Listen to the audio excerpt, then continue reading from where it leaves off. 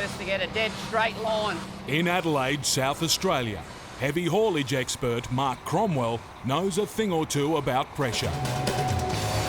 Hero or zero, that's how it works out. If you get there, you're a hero. If you don't, then everyone's pointing the finger at you. The 43-year-old specialises in hauling massive freight with massive price tags to places beyond the reach of most normal trucks. But over the next 48 hours, Mark faces a whole new level of pressure. We are under a very strict timeline to get this in and out and off. He's about to move a giant 48-tonne electrical switchroom. We build them, load them, deliver them. Across 2 states and through the heart of 2 of Australia's biggest cities. Big load, it's got very sensitive stuff inside, so you don't want this thing bouncing on the truck. The slightest problem moving it could ruin months of planning and cost tens of thousands of dollars. Go over another 10 mil. The $2 million building is needed to help run Melbourne's historic tram network. If it goes right, it's a pat on the back. If it goes wrong, then they just cop a lot of shit. It's a monumental challenge, even for the best. Before Mark can make the trip, Going to the shoe shop, get some new shoes. he needs to be sure his truck's ready for the challenge. A new set of tyres will set him back a cool $8,000. With a tight schedule, he's keen to get the job done quickly. Now, shoes up, all your loading time. We got to cross all the way back across town. On a time-critical job, Mark can't afford any delays.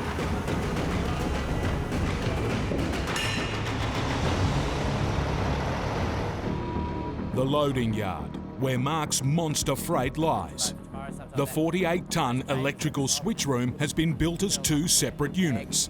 This is basically one building, but we've had to split it up to get it to fit in to the site that it's going to. Mark will move the 5-metre wide main building, while second driver Brad hauls the other. The drivers are ready to load, but in the second unit, there's a problem. An air conditioner is still being installed. We've only had yesterday and today to fit it, and then you've got to rewire it, then commission it, make sure it all works. While the race is on to install the aircon, Mark must grapple with his own headache. Getting the 34-tonne main building onto his 48-wheel trailer. Yeah, we're going to get under there nice and square. Truck drivers have OCD tendencies, and if it's not square, it does your head in as you're driving down the road. His main worry, the 8 hydraulic jacks supporting the switchroom. Hit one of these, and millions of dollars and months of work could come crashing down. And the margin for error? They're only about 3.6 metres apart and the trailer's 3.4 metres. So we've only got about 100 mil either side. With just centimetres to spare, the massive job's barely started. One slip now, and Mark and Brad will be finished. Oh dear, straighten up now. You just don't want to hit the jack. We're going to miss that, aren't we? What was that? The front wheels touch that jack. He and second driver Brad have hit a jack supporting a 34-tonne piece of a $2 million electrical switchroom. While it stayed upright, they'll have to start the millimetre-precise loading job from scratch. Just start poking the back a little bit to my side. Hit another jack and the critical job could end in disaster before it's covered even a metre. That should be enough. Straight wheels. Now we're looking at the back there. We're going to miss that, aren't we?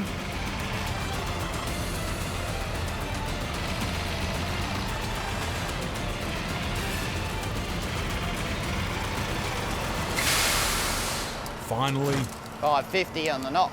millimetre perfect. We're there. One truck loaded, one to go. Mark's 9 a.m. departure time is still 14 hours away, giving him plenty of time to load the second switchroom.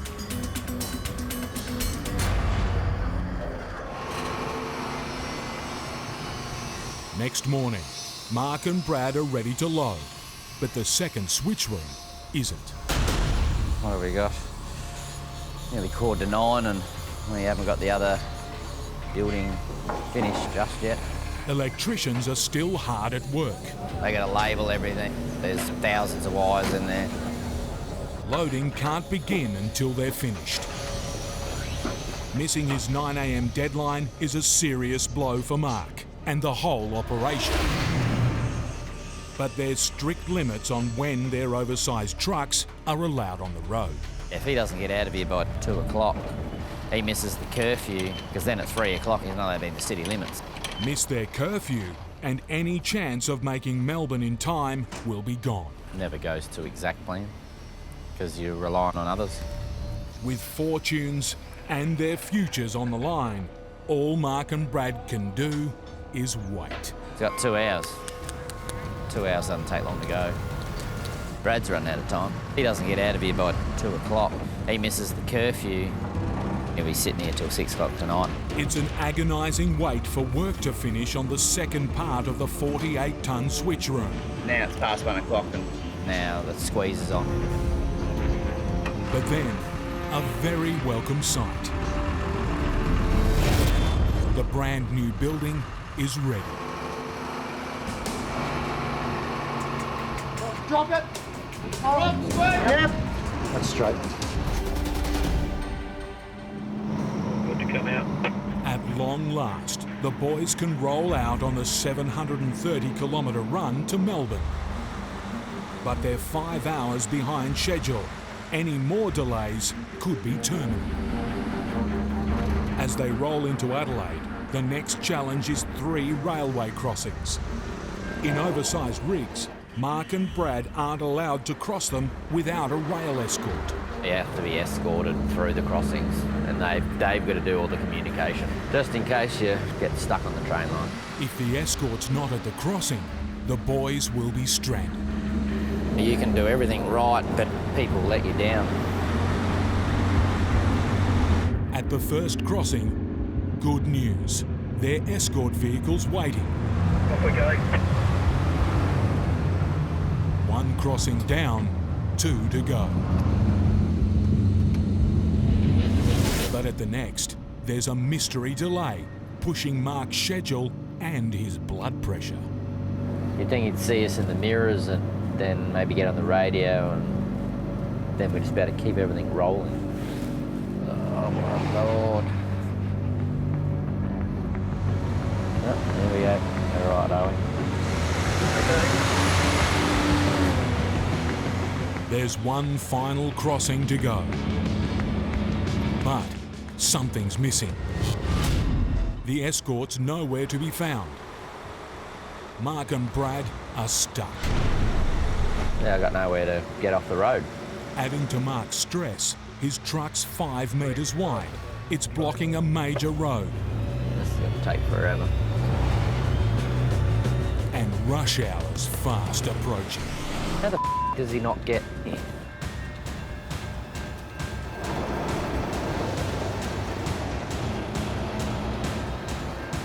Hey, he's coming up behind you now, mate. Finally, the boys can cross.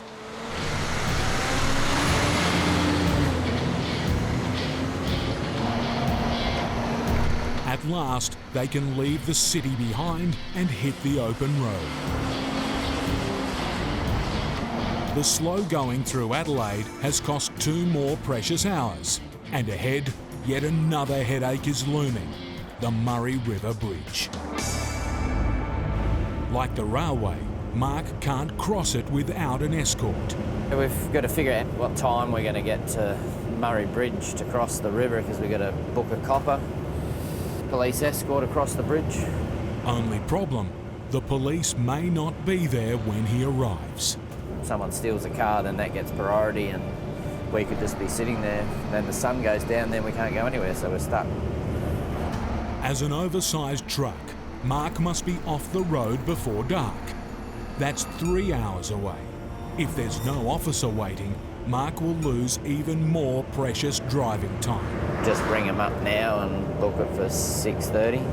Yeah, I'll book it for 6:30. With his schedule already stretched to breaking point, the next couple of hours could be the difference between success and failure. That's a week. We can't just then turn around and go back in there the next night. Costing tens of thousands of dollars and ruining months of planning. The whole mission rests on the next few minutes. We booked them for 6:30. It's just when they get there.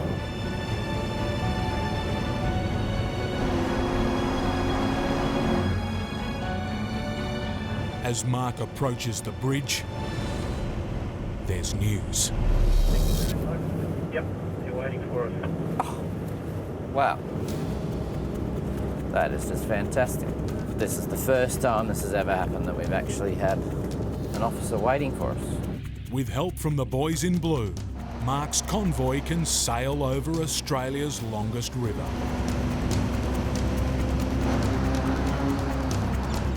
But after a day of delays, he's badly behind schedule. Tomorrow, he must get back on track.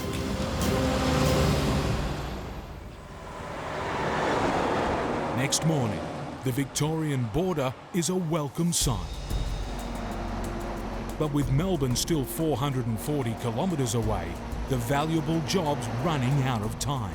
If it doesn't happen tonight, everything falls over. So that's the $50,000 job or whatever for us. But, you know, there goes my Christmas bonus. To make things tougher, another driving curfew is looming. It's a deadline Mark can't break. Brad, you there? Yeah, mate. We have to be off the road at 4 p.m. Is that on a weekend as well? Yeah, that's the curfew. So it's 3:32 Melbourne time. We've got about half hour to go. So centimetre perfect. If he's not at his stop in time, We've got 36 kilometres to go. Mark will be stuck going nowhere for a week, And then you can't like speed.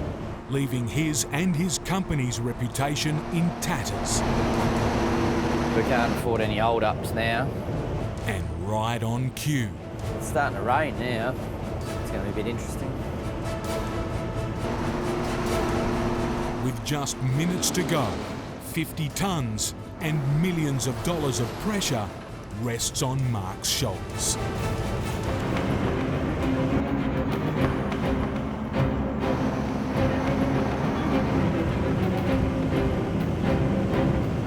Is this the service centre, the one in a kilometre? Yes, mate, that's it. There you go.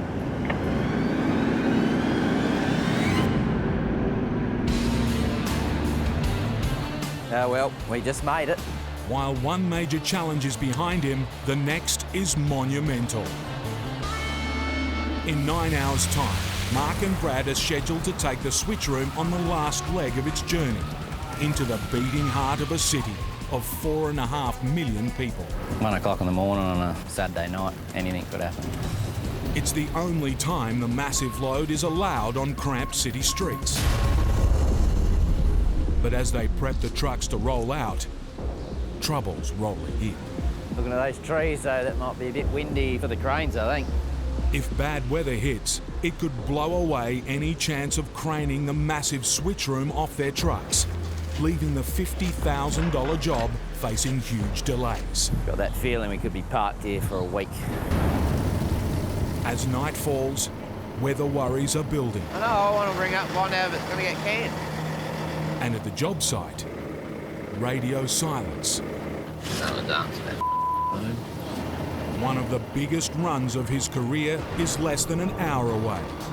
But with no word if it's no go, Mark faces one of his biggest failures. Alright. No worries. Yep, alright. Rightio, show's on. Yep, we're going. Channel 70, Mark. Getting the green light, Mark and Brad can roll out on the high-pressure run. Getting nervous. Just about to head into town. Ahead is a maze of tight streets, city traffic and Saturday night revellers. But Mark's biggest concern is overhead. Tram lines crisscross the city centre. Take one of these down and Melbourne's transport network could be crippled. Bit nervous, because we're right near the power wires. A crew's been booked to lift the tram lines clear. But as the boys close on the city, Mark's phone is silent. No one's rung me. If we get there and they're not there, we're at a point of no return. Can't turn around. So. Up ahead, he has another low-hanging headache to deal with. I don't know how I'm going to be with these trees. The 5-metre tall load's in danger of tearing through a forest of tree-lined streets. Yeah, we're going really slow here, mate, because of these trees. You got low trees all the way down. To protect the switch room, Mark and Brad must go slow. But with a 6 a.m. curfew, every minute lost is precious. As they inch towards the city, there's still no response from the tram crew. Mark's worried he'll soon reach the point of no return. So where's their last spot if the trammies aren't there? Not bad. It's now impossible to turn the massive trucks around. Along here you've got nowhere really. And to make matters worse, Skid rail's gone. the trees have torn off a guardrail. All that way, 1 kilometre to go, and there's a skid rail. Another hit could wreck the $2 million switch room. But go any slower, and Mark will miss his curfew. He must choose, risk his load or his deadline. But overhead, more trouble. Have a look at this tree just before we get there. He's already lost a skid rail, shielding the switch room from damage. This one's nice and low. Oh no, I'm gonna look, it's gonna tear everything off. If he's to deliver, he'll have to risk it and push on. Bloody hell. Oh, I'm gonna lose everything once I go through here. I'll just grab that rope. Yeah.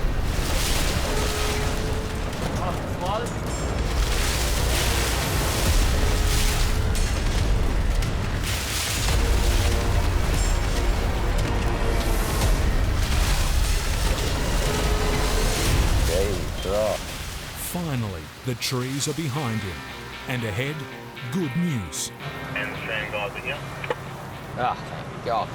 With the tram crew in place, Mark's ready for the next challenge, avoiding the low-hanging cables that power the city's tram network. This is gonna be epic. The whole network's been shut down for Mark and Brad. The lines have been de-energised, but we don't want to hit them.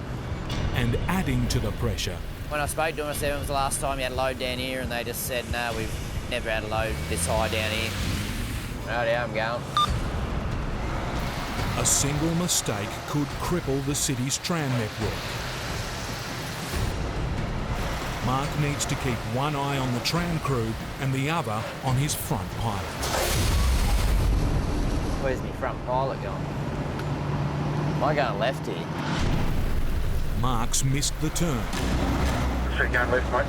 I thought I was going straight. With obstacles in front and behind, and in a 25-metre long truck, Mark's stuck in no man's land. Who's got my left?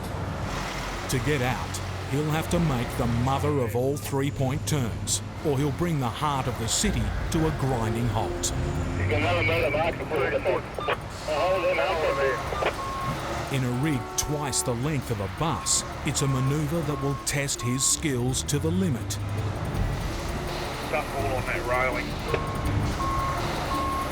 You're going straight back like that. Careful, careful, slowly.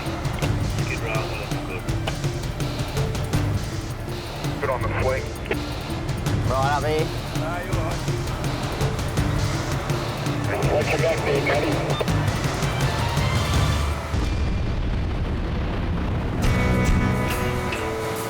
That was pretty intense, really. Some people can't do a three-point turn in a car, let alone a load like that. Under that sort of pressure, it's pretty impressive, really. Now the boys face the biggest challenge of their run, navigating beneath overhead tram lines. We're not in Kansas, Toto, that's for sure. A single error now could take out a network that carries nearly 500,000 people a day. How close am I getting to those lines? 5 inches. So the switch room can pass under the power lines, a team of electricians must raise them one by one. But the weather's turning ugly, and progress is painfully slow. It's probably taken us half an hour to go 500 metres. The network's due to go back online in just 2 hours' time. I'm not going to knock them out of their perch, am I, on the left? About 4 inches. There's just centimetres of clearance. The whole team can't afford the slightest miscalculation. Mark, if you can go a bit more to your left, that'd be good. As they pass under the cables, it's critical Mark and Brad stay together. I'm coming around too, Greg. Mark depends on Brad's expert eyes to guide him. He'll need him when they unload. You got that tail swing? Yeah, plenty on the tail swing. But at the next intersection, Mark's through, but I'm stuck in the intersection of William and Latrobe. Brad's too tall to pass under the lines. I can only bring it down about 50 mil, mate. He'll have to wait for extra help, costing Mark his wingman. Yeah, they're going to leave me parked here, run you down, and then come back with the 2 trucks to do me. I don't know how that's going to affect you. Get that building back in. Yeah, we'll figure it out. As Mark reaches the tricky drop-off, he'll have to manoeuvre his 25-metre-long rig under a giant crane without his experienced guide. Yeah, I'm going to sort of go on a slight dank and I might just make it. With city traffic halted and his curfew looming, the pressure is on. You just watch that left, mate. In the pouring rain, Mark needs total concentration. Above him are heritage-listed trees he mustn't damage. Below, a wet, slippery road. My wheel's straight. Put one of his 48 tyres in the wrong place and months of work and millions of dollars could be ruined. If that van wasn't in the way, I just would have pulled all the way up there and just gone straight back. Keep coming, keep coming, keep coming, keep coming, keep coming. Yeah, hook it around now. Clear it. Careful, careful, slowly.